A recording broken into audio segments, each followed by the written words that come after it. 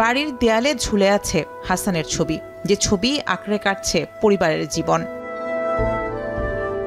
ভোলার কাচিয়া ইউনিয়নের সামাদার গ্রামের বাসিন্দা শহীদ হাসান জুলাই বিপ্লবে ৫ আগস্ট রাজধানীর যাত্রাবাড়িতে যে বুক পেতে দিয়েছিলেন দেশের জন্য। একমাত্র ছেলেকে হারিয়ে পরিবারের প্রত্যেকের প্রতিটি দিন কাটছে বিভীষিকায়। ৫ আগস্ট যাত্রাবাড়িতে আহত অবস্থায় হাসানের একটি ছবি ভাইরাল হয় ফেসবুকে। এরপর পরিবার হাজারবার যোগাযোগের চেষ্টা করলেও খোঁজ পাননি হাসানের। মৃত্যুর ৭ মাস পর ডিএনএ শনাক্তের মাধ্যমে ঢাকা মেডিকেলের মর্গে পাওয়া যায় তার মরদেহ। কিন্তু ভোলা জেলার ৪৮ জন শহীদের ৪৭ জনের নাম সরকারি তালিকায় উঠলেও আজও ওঠেনি তার নাম।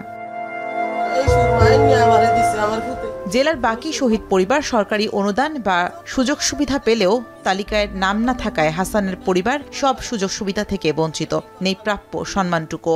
সন্তানের যে কত বেদনা আর কত ব্যথা এটা কারো বুঝান যাইবে না। প্রতি বছর আমার ভাই টাকা পাঠাতো, আমি পরীক্ষার ফি দিতাম। আজকে আমার ভাইও পরীক্ষা দিতে পারে না, আমি দিতে পারি নাই। সরকারিভাবে এখন পর্যন্ত আমি 10টা টাকার কোনো সহযোগিতা পাইনি। আমি যে কোনো জায়গায় দৌড়াদৌড়ি করলেই বলে ওইব। স্থানীয়রা বলছেন বহুবার দাবি জানানো হলেও হাসানের নাম তালিকায় ওঠেনি। তবে সম্প্রতি নতুন করে আহত জুলাই যোদ্ধাদের তালিকায় যুক্ত হয়েছে ২৬ জন, যাদের বেশিরভাগই ভুয়া বলছেন বৈষম্য বিরোধী ছাত্র আন্দোলনের নেতাকর্মীরা।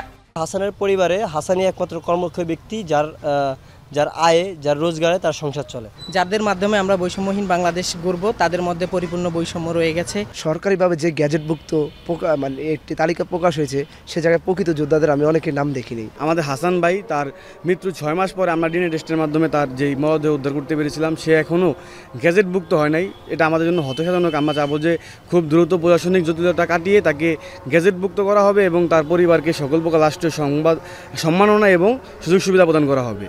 জুলাই যোদ্ধাদের তালিকায় যাচাই বাছাই কমিটির সদস্যরা বলছেন দ্রুত শহীদ হাসানের নাম গেজেটে তালিকাভুক্ত করা হবে। এছাড়া জুলাই যোদ্ধাদের তালিকায় ভুয়া কারোর নাম থাকলে বিষয়টি খতিয়ে দেখা হবে বলেও জানান কর্মকর্তারা।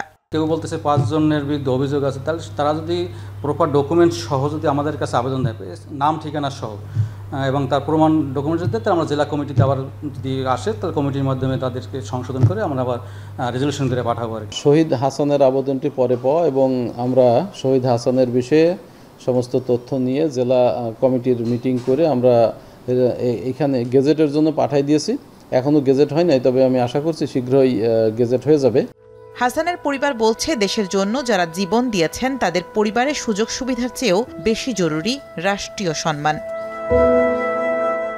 এখন ভোলা।